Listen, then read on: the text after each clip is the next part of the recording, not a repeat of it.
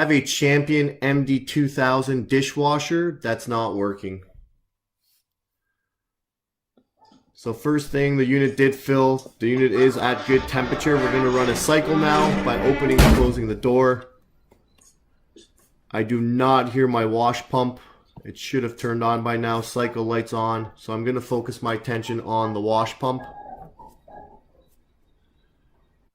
So we're going to go up to the schematic. I'm going to start by checking incoming power. I do have power across all three phases. Next, I'm going to focus in on the load, which is the motor in this case. So I'm going to draw my L1 line, and it stops at 1 MOL. My L2 line also stops at 1 MOL. So if I go over to my legend, 1 MOL is my wash motor overload. So I'm going to start by troubleshooting that.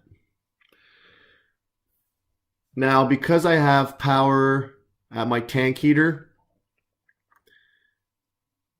and as well as my booster, I know these incoming lines are good. L1, L2, L3. Alright, so there's my motor overload. As you can see, the start button should be pressed down. That tells me it has tripped. I'm going to reset it. And now I'm going to run a cycle. So I'm getting 21 amps at startup, but it's only momentarily. That's fine. Running amps is 4.6 amps.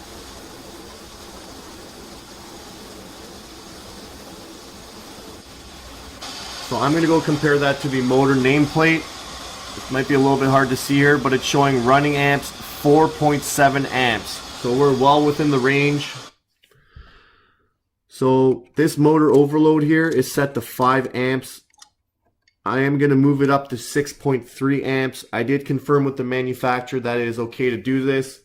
It's actually recommended so that you don't get these nuisance trips. So now I want to make sure there's nothing in that pump motor, any obstruction, anything like that might kick up the amp draw. Okay, so I'm going to turn the unit off to drain the unit.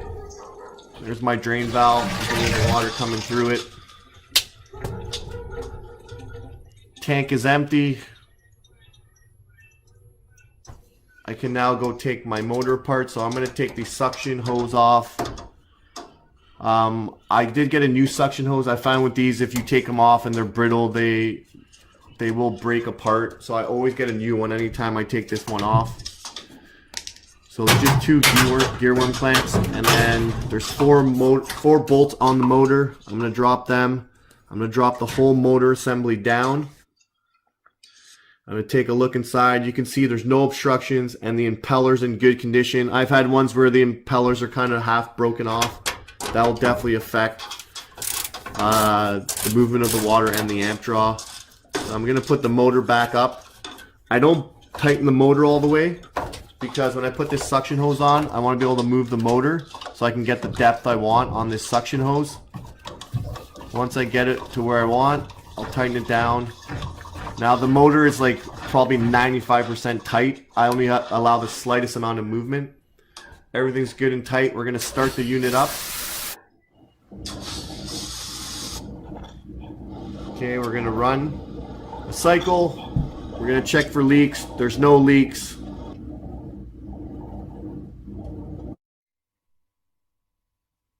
So as you saw, the running amps were 4.6. The motor's rated for 4.7 amps. The overload was set to 5 amps. That doesn't give us much leeway. 0.3 amps isn't much. The slightest restriction in there, anything gets caught in there even for the littlest amount of time, is probably going to put us above 5 amps. So I did contact the manufacturer. They allowed me to bump it up to 6.3. I've noticed this on other machines as well, and why it's set so low is usually because to get UL approval in Canada, they require you to set that overload that low. So you'll see that a lot on combi oven motor overloads as well. So anytime that you see that, make sure you call the manufacturer and 9 out of 10 times they're going to tell you you got to get rid of those nuisance trips. Just set it to the highest limit on the overload.